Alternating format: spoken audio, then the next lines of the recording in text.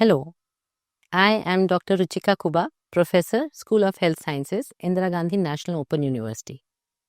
Let us discuss about communicable and non-communicable diseases today. What is health and what is disease? The World Health Organization initially defined health as a state of complete physical, mental, and social well-being, and not merely the absence of disease or infirmity. Now, what is disease? A condition that impairs normal functioning of the body or mind is called disease. This will include all deviations from a normal physical, mental, and social functioning. So, normally we consider disease as a derangement in our physical functioning, but that is not so. Even if we are mentally disturbed, we are having some mental disease, or we are not socially adjusted in our life, we are considered to be suffering from a disease. Now, you have seen that there is a wide spectrum which is covered by the definition of a disease. So, are all diseases similar, or can we divide them into different categories? Let us see. You know that there are some diseases which spread from one person to another, and these diseases are called as infectious diseases. They can also be called as communicable diseases. You are so much familiar with the most common communicable disease that we all suffered or saw others suffering from, and that was the COVID pandemic. Other diseases you are all aware, like dengue, AIDS, tuberculosis, flu. These are all communicable diseases because they can spread from one person to another. There are other kinds of diseases which are not spread from one person to another, and these diseases are called the non-communicable diseases or the non-infectious diseases. Can you name some of these diseases? Yeah, you are correct. For example, diabetes, hypertension, obesity, stroke. So many more. Cancer to be included also in this. Now, how are these diseases caused? Let us first talk about infectious diseases. I think all of you must be knowing that infectious diseases are called by infections. That's why the name infectious diseases. These infections could be in the form of viruses, bacteria, protozoa, fungi, worms, and most of these, like the viruses, bacteria, are very, very small, and we cannot see them with the naked eye. Can you name some disease caused by a virus? Of course, yes, COVID, common cold, AIDS. Diseases which are caused by bacteria, tuberculosis, typhoid. What is a protozoal disease? Ever heard of amoebiasis? It's also a small organism, and it can cause you to have loose stools, which is amoeba can go and lodge anywhere in the body, and it can also cause other problems in the body. Now, how do these agents enter our body? Because they have to enter our body to make an impact. Now, they can enter through different routes. Some of them we can have through the oral route. When we are having food or water, we ingest them. We can have through the nasal route, that is, we can have them when we breathe in. And sometimes our skin is a very good protective layer that we are having. But when our skin is cut or having bruises in places, also we can have the agents entering our body. Now, they have entered our body, but how do they enter the other person's body? How can this disease spread from one person to another? This is called a mode of transmission. So, different organisms have different modes of transmission. For example, it could be airborne.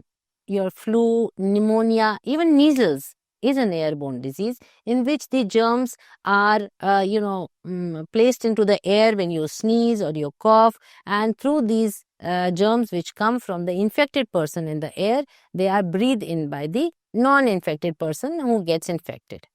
Then you have fomites. Now, what are fomites? When you cough, then some of the droplets can come on things like handles, like doors, like tables, like a laptop, a phone. Now, when the other person touches these fomites, then he can also take these in when he eats food or he touches his eyes, nose, etc. So, it's very important that we must, what's the best method to prevent this is hand washing. Hand washing is the best way to prevent yourself from getting infectious diseases through the fomites. Then you have waterborne diseases. For example, cholera, which used to happen very frequently earlier. Now we don't see so much of cholera, but we do see diarrheal diseases, typhoid. These are all waterborne diseases. you do have some diseases which are by direct contact or by touching, kissing, sexual contact, conjunctiva. So there are some diseases, for example, trachoma through the towels, it can be caused. Conjunctivitis directly by contact. Then you have foodborne diseases. Of course, the very famous food poisoning you are aware of, that is also caused by infectious agent. The food gets spoiled because of a bacteria in the food which multiplies and it can cause a disease. There are some infections which can be spread by blood and body fluids. For example, hepatitis B, AIDS.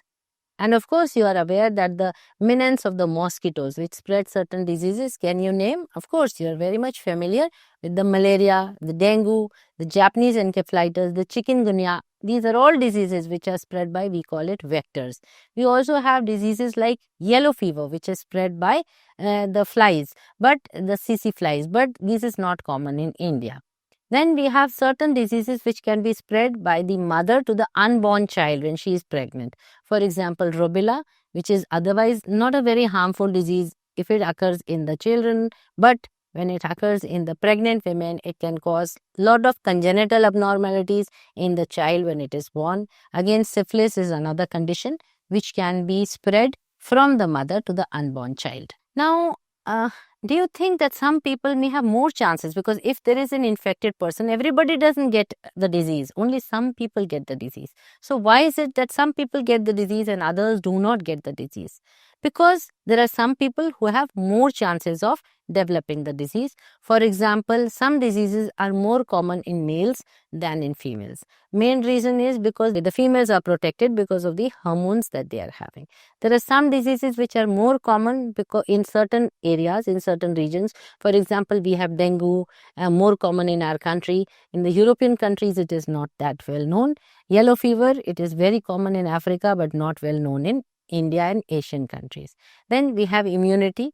Low immunity causes a person to have the diseases, more chances of developing a disease.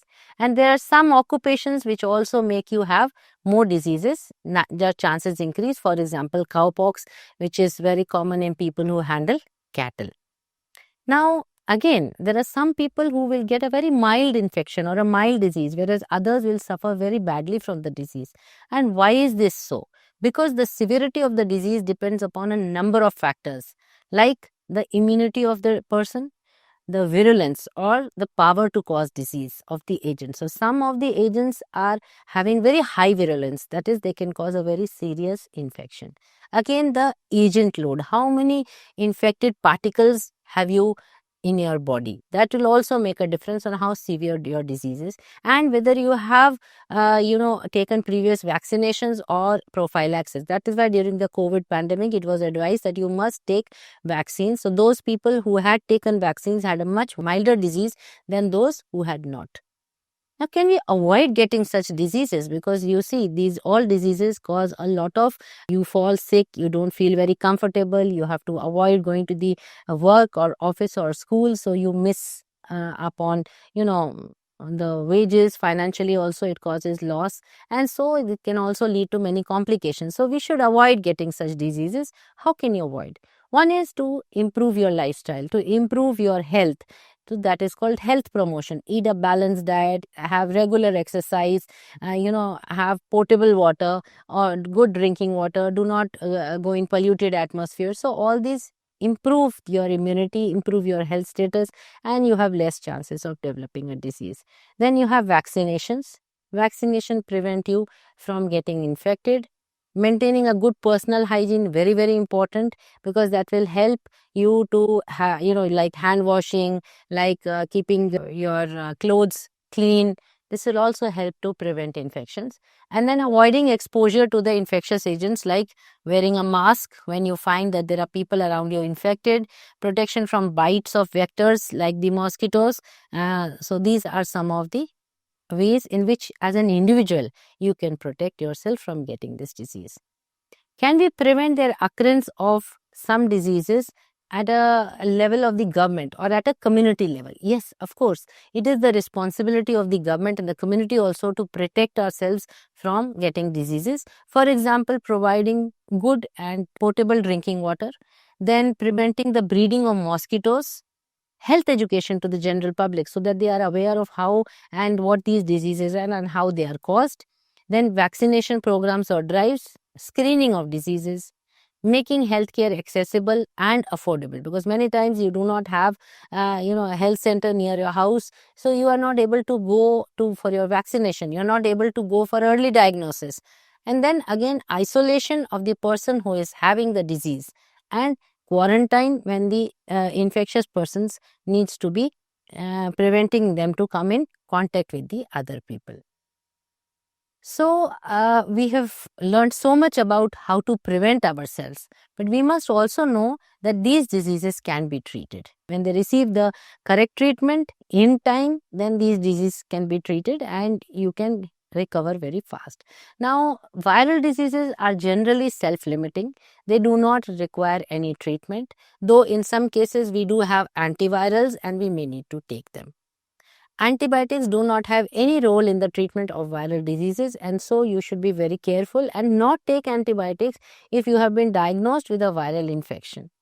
But bacterial infections do require antibiotics, but self-medication or self-treatment by over-the-counter drugs is totally to be avoided. Otherwise, what will happen is that you will become resistant to certain antibiotics, and when you get the infection again, you will not be able to respond well to the antibiotics. Fungal infections require antifungals. Protozoal infections require antiprotozoal agents. And the public health officials or governments can help in isolating the case and preventing the spread of the agents. Now, we have learned so much about infectious diseases. I am sure that you will make yourself, your lifestyle in such a way that you prevent having infectious diseases and also prevent spreading of the infectious disease if you get infected. Let us now come to the other category of diseases, and that is the non-communicable diseases. As we already discussed, these are the diseases which cannot be spread from one person to the other, but they do disrupt the normal functioning of the body. And so it is important for us to study these diseases. These diseases, another point is that because they are generally not treatable easily, they are long duration and they are slow to progress into complications and into more severity. Generally, the people are unaware that he has got this disease unless he goes for an examination, sometimes a general examination, or sometimes he is suffering from some symptoms and because of those symptoms he goes. Most of these diseases are silent killers. Now, these diseases have a multifactorial causation. That is, they are caused by a number of factors. These factors could be environmental factors, genetic factors, as well as the lifestyle of the individual. Can you name some of the non-communicable diseases? Yes, of course. We have already discussed hypertension or high blood pressure, heart disease, stroke, even chronic kidney disease is a non-communicable disease. And the so common cancers now, which is the incidence is increasing, obesity, which is so much common not only among the adults but also now in the adolescents, blindness, mental health disease, again a disease which is increasing. So as you see, whatever diseases I have named, earlier these diseases used to be very common in the developed countries, but now in the developing countries like ours also, the incidence of these diseases is continuously increasing. Now, as we had in the infectious disease, that people do have more chances of developing. Similarly, in the non-infectious diseases or the non-communicable diseases also, there are some people who are more chances of developing this disease. And as we have been discussing, that there are some non-modifiable factors and some modifiable factors. So, non-modifiable factors are factors which cannot be modified. For example, age, sex, genetic factors, personality traits, these are factors which are not in your control. So, if you have, diseases which are more prone at a particular age, for example, with an increasing age, your chances of blood pressure, your chances of heart disease increases. That is not in your control because age is not in your control. But yes, there are modifiable factors which are in your control, and if you adopt a healthy lifestyle, then you can control these factors. For example, unhealthy diet, substance abuse, smoking, then excessive weight or obesity, stress, exposure to agents like pollution, chemicals, and also poor accessibility to healthcare. All these are modifiable risk factors which are under your control and which can be modified. Now, can we avoid getting such diseases? Just as we discussed in the infectious diseases, yes, you can avoid getting such diseases. At an individual level, what are the actions that you need to take? The first and foremost you must have understood is the lifestyle modification. You need to eat a healthy diet, have regular exercise, stress reduction, avoid substance abuse, alcohol, smoking, and all the other drugs. You need to also prevent exposure to a chemical agent or allergens. These allergens may be present in your workplace, it may be present in your environment, it may be present where you live or on the way when you go for work.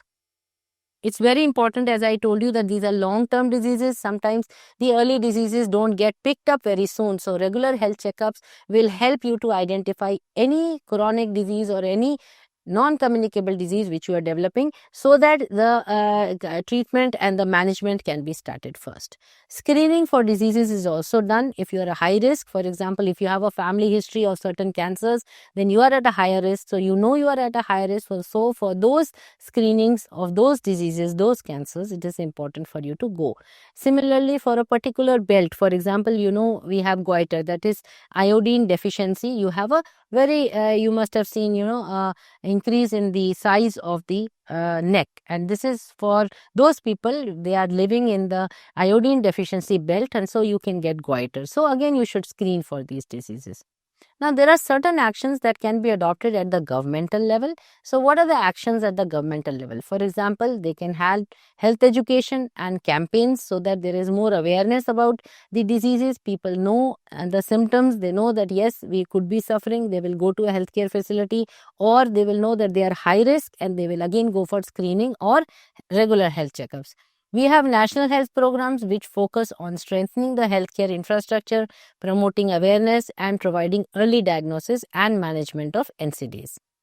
Screening the facilities for diseases in the high risk population. Screening facilities are provided by the government when they can screen the high risk population. This is generally done for cancers, and it's also done for certain, it can be done for blood pressure and in the geriatric population and so on.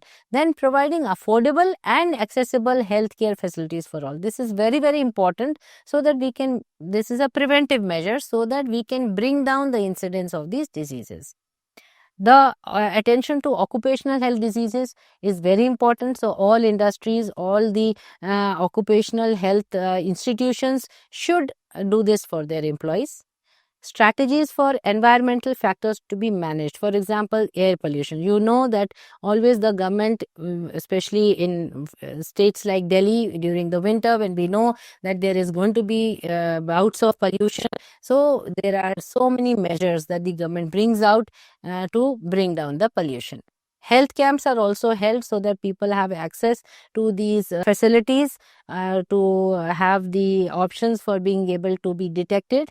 And again, we have the government-led programs for prevention, like midday meal, Fit India movement and all that. And also there is a generation of Abha cards for the population, so that they have, one place where all their problems, health problems, their investigations and their treatment so far already uploaded in those cards. And whenever they go for a health checkup, then the doctors know that what they could be suffering from, whether they are high risk and all that. Now, how can these diseases be treated? This is a matter of great concern, because these are chronic diseases and so many people now are suffering and the incidence is increasing. But these diseases can be kept well in control, so that the person who is suffering from these diseases does not develop complications and can lead a near normal life. And the most important part of the treatment is not only drugs, but is avoiding risk behavior which can expose you or make you more prone to develop these diseases, like exposure, I told you, to the occupational hazards, environmental pollutants. Then lifestyles, by having a nutritious diet, balanced diet, regular exercise, stress management and avoiding substance abuse. Regular checkups to ensure that the disease is detected soon, it can be kept in control and there are no complications. you must follow the treatment vigorously given for any disease so that there are no increase in the disease chronicity and there are no complications. And you must contact a healthcare facility or professional in case of deterioration of disease or development of complications.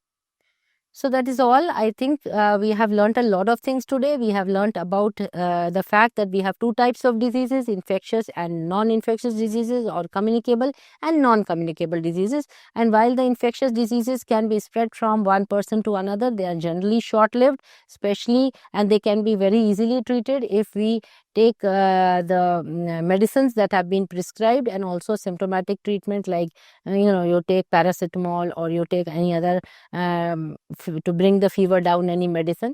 And then these diseases can but be spread from one person to another, and sometimes they can go to large geographical areas and become pandemics.